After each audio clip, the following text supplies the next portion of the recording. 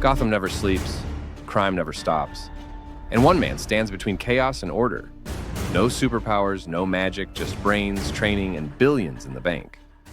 Bruce Wayne's fortune fuels Batman, funding every gadget and plan. But how much money does it really take to become the Dark Knight? Chapter 1. Who is Bruce Wayne financially? Bruce Wayne is Gotham's ultimate billionaire, the face of wealth in a city that desperately needs a hero. Publicly, he's a CEO, an investor, and a philanthropist, attending charity galas and managing Wayne Enterprises, one of the largest corporations in the world. His wealth isn't just inherited, it's cultivated, expanded, and carefully managed across industries, making him more than a socialite with a fancy car. His public identity serves a purpose. By appearing as a successful, high-profile businessman, Bruce blends into Gotham's elite while maintaining the freedom to operate secretly as Batman. He has access to global financial networks, cutting-edge technology, and a fortune that allows him to invest in cutting-edge research and development, all without drawing unwanted attention. Every suit, every tool, every mission starts with Bruce's ability to leverage his financial empire. Batman exists because Bruce Wayne exists financially. His wealth is the engine behind Gotham's most fearsome protector. Without billions quietly flowing through investments, holdings, and corporate initiatives, the Dark Knight wouldn't have the resources to operate. But how does a man this rich ensure his secret spending goes unnoticed? That's where the strategy behind the money comes in. Chapter 2. The many net worth estimates. Bruce Wayne's wealth is legendary, but the numbers vary wildly depending on the source. Forbes-style estimates often peg him at around $6 to $7 billion. DC movie encyclopedias occasionally push that number into the 25 billion range. Hardcore comic fans and timeline enthusiasts speculate that in some realities, he could be worth over 100 billion. Why such differences? The truth is, Bruce's fortune isn't static. Different timelines, comic reboots, and movie adaptations all assign slightly different values to Wayne Enterprises, property, investments, and assets. Some include only liquid cash and stock holdings. Others factor in real estate, patents, art collections, and hidden investments. That's why no single number ever fully captures his wealth. Even more, Bruce's fortune spans industries that fluctuate in value: technology, defense, energy, and global finance. Exchange rates, stock market swings, and market disruptions affect estimates, both in-universe and when compared to real-world billionaires. The lack of an official number doesn't make Bruce's wealth any less intimidating. It emphasizes that his financial power is both immense and flexible, a key factor that allows Batman to fund operations without anyone fully tracking the scope of his empire. Which parts of Wayne Enterprises actually fuel the Dark Knight? That's where the money machine comes into play. Chapter 3. The Money Machine. Wayne Enterprises is more than a company. It's a financial ecosystem. Think about it.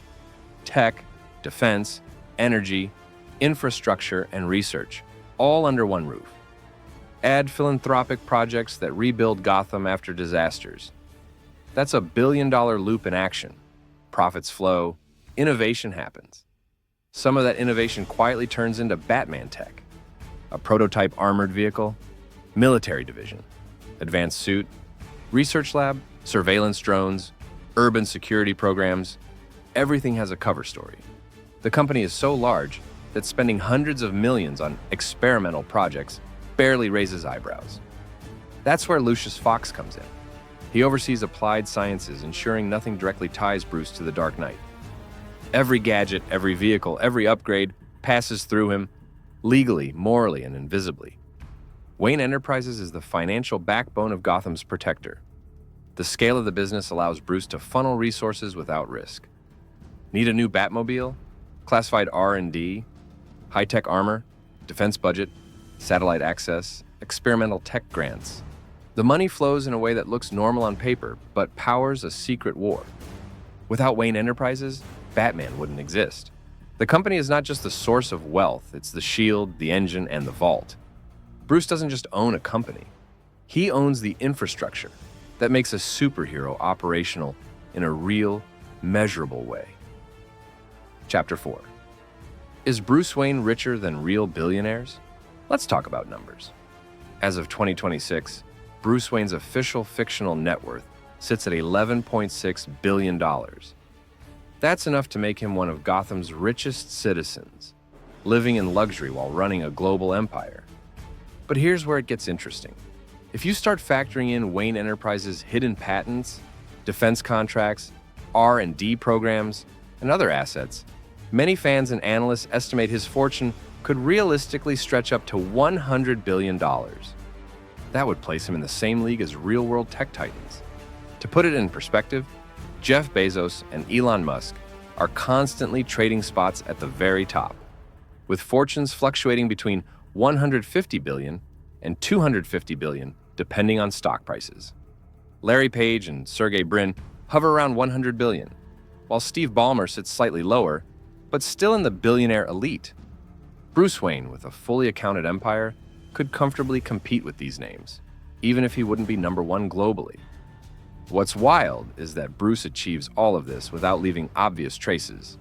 Unlike Bezos or Musk, who are public figures under constant media scrutiny, Bruce's wealth is masked behind corporate layers, shell projects, and philanthropy.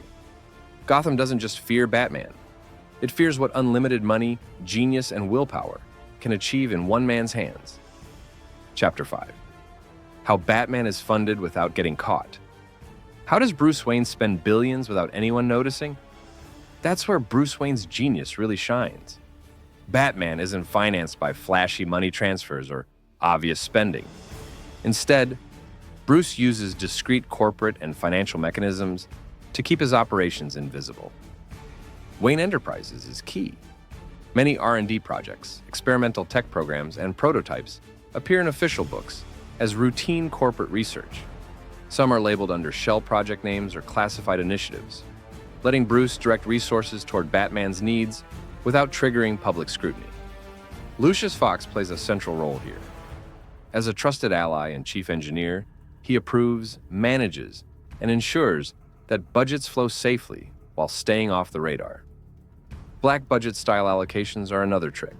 Equipment, suits, and vehicles are developed internally under defense or advanced technology programs, giving Bruce access to top-tier resources without anyone suspecting a billionaire is moonlighting as a masked vigilante. Even patents, prototypes, and external contractors can be managed quietly. In essence, Batman operates in financial shadows, with Bruce's wealth and corporate influence providing a hidden funding stream. This isn't magic, it's strategy, discretion, and clever use of business structures, the unseen engine behind Gotham's greatest protector. Chapter 6. The Batcave. Now let's talk about the Batcave, Bruce Wayne's private operational hub. First things first, it's part of Wayne Manor. That means it's Bruce's personal property, not a corporate asset. Everything that happens there, from planning missions to storing gear, takes place under his direct ownership. Think of it as the nerve center for Batman's activities. While movies make it look enormous and cinematic, at its core, it functions as a command hub, where Bruce can monitor Gotham, analyze intel, and coordinate operations. The Batcave includes workstations, labs, secure storage for gadgets, and areas to maintain vehicles like the Batmobile. Its layout is optimized for efficiency, secrecy, and access. Staff presence is minimal, but essential. Trusted allies like Lucius Fox assist with technology and maintenance, ensuring systems run smoothly without anyone outside Gotham realizing what's happening.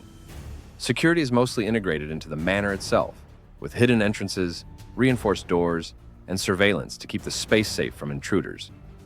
The Batcave isn't about flashy spending, it's about functionality. Bruce leverages his private property to centralize operations, making Batman effective without exposing his dual life.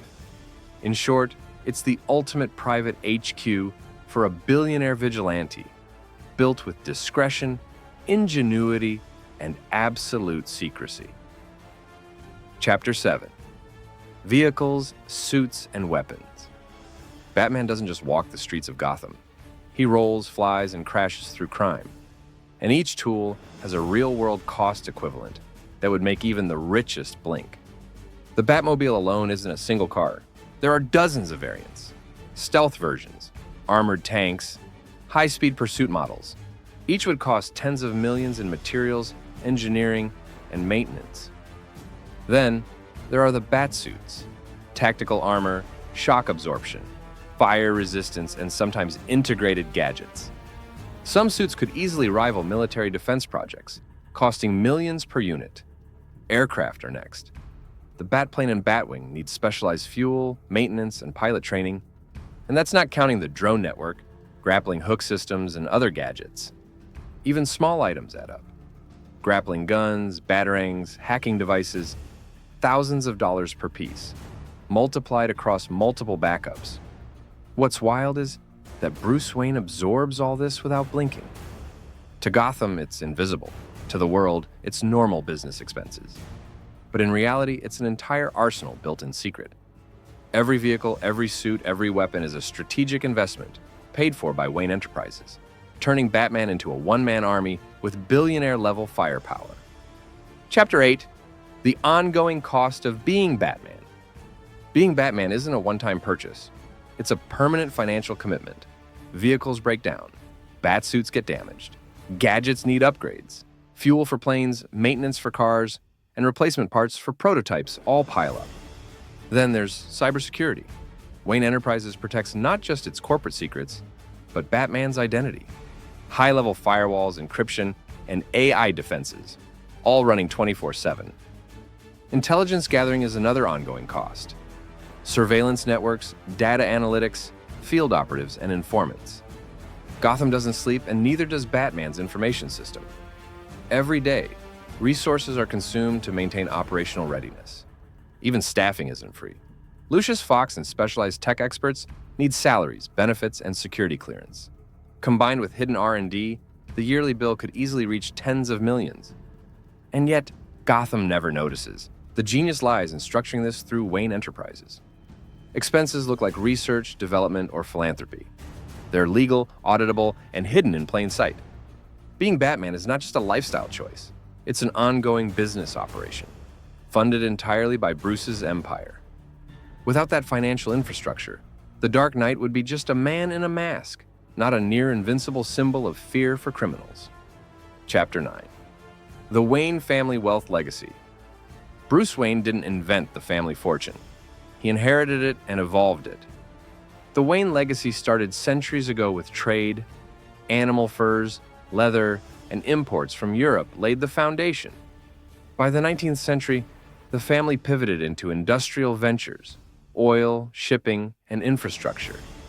Each generation expanded the empire, reinvesting profits and navigating crises like the Great Depression with bold innovation. By the 20th century, the Waynes embraced technology and defense, setting the stage for Bruce to fund high-tech crime fighting.